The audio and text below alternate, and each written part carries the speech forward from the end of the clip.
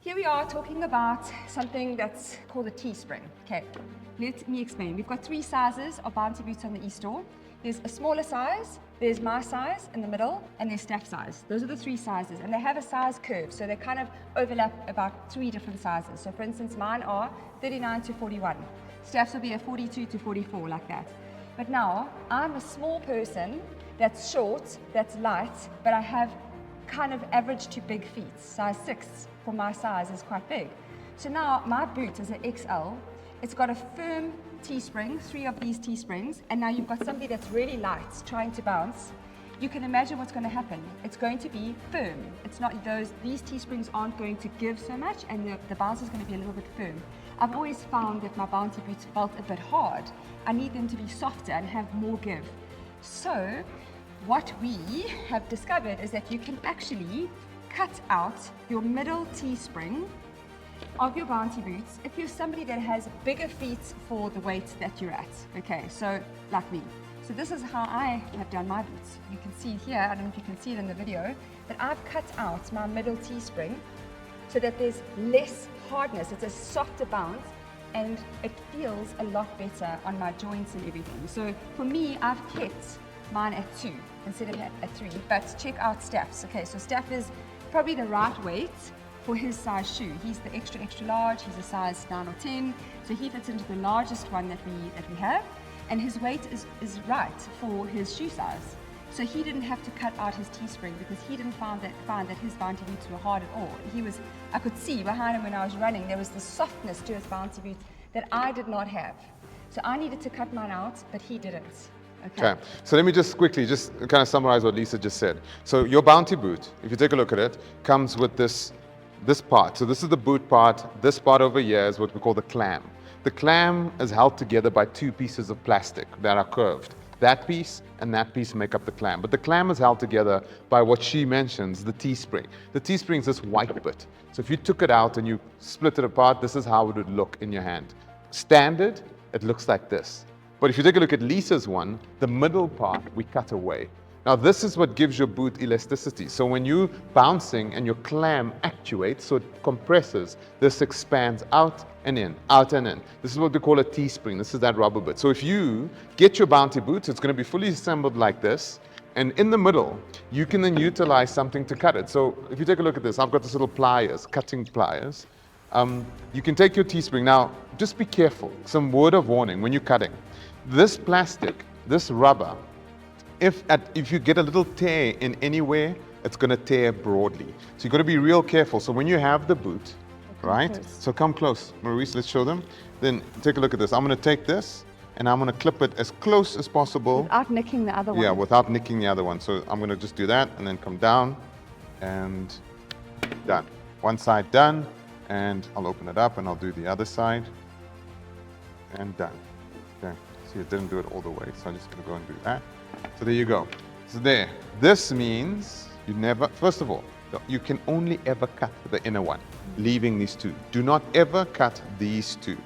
All right. And that essentially, it loses some of its resistance because there's less rubber now. So with Lisa being her weight, this is perfect. This will actually result in the clam actuating as she's running versus having 3, which makes the actuation more hard. It's more difficult. So you bounce, I'm going to get my socks and I want to bounce to show that it actually does good. Does it?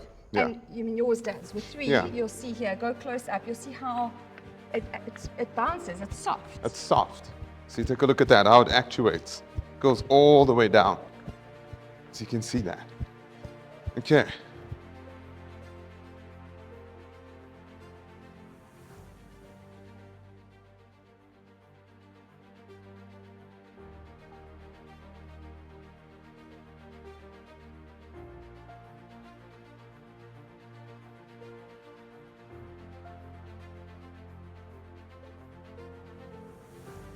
So now let's do it together.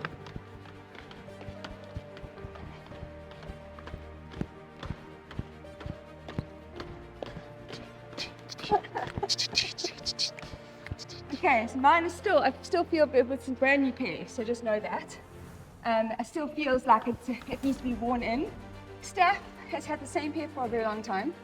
Yep. And he keeps going through these pads, yeah. all the time. I still have my same pads from the first time I ever used these boots. I'll probably use 10 pairs, but I run double the amount of So hard time. in his shoes. I don't know if you have a kid or a partner who just wears out their shoes. Yeah, so just I be don't. careful. Keep changing these. Yeah, so once these wear through, you can just simply replace these. You don't need to buy a whole new pair of bounty boots. We have the spare parts of everything.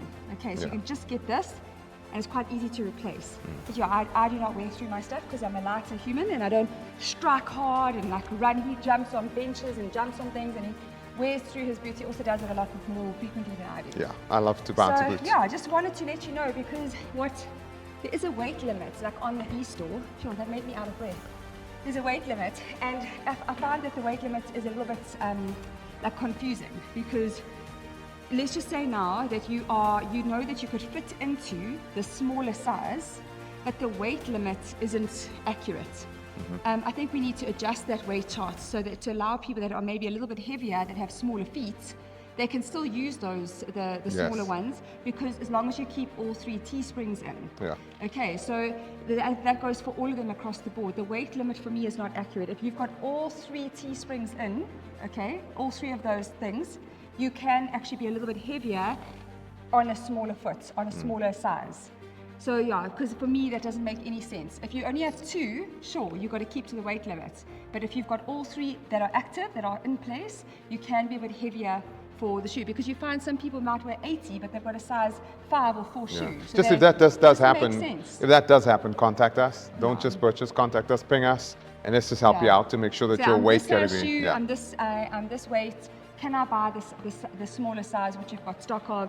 Can I get that size? And we'll guide you. Yes, you can or avoid it. Yeah, so just know, bounty boots, if those of you watching it for the first time, it's an incredible, incredible, incredible modality. I run now a lot. I run 3 times a week. And the reason I love it is the only way I can run. If I run without them, I always come back with niggles. This is the only thing that stops that from happening. It And I like absorbs. them because they make me tall. They make me feel And by the way, people think it's easier. It's not easier. Running on a bounty boot is more difficult. Your heart rate goes through the roof because you're adding almost 2 kilograms to each foot while you're running. It's like running with ankle weights. So yeah, it's not as easy as people think. My heart rate always goes. I mean, when I rebound, it's really hard for me to get to 160 consistently. But with bounty booting, my heart rate will be between 150 and 160 for 30 consecutive minutes. I find it really hard. 1.75 kilograms or so per boot, and you're running up and down hills like that, I am done. It's way harder for me than a rebounding workout. I know Staf feels the other way around. I'm the other way around, but this for me is just, it's so hard. I can only do like 30 to 40 minutes max. Get them, especially when you're a couple, like your partner. Go running. It's amazing. Okay. Bye.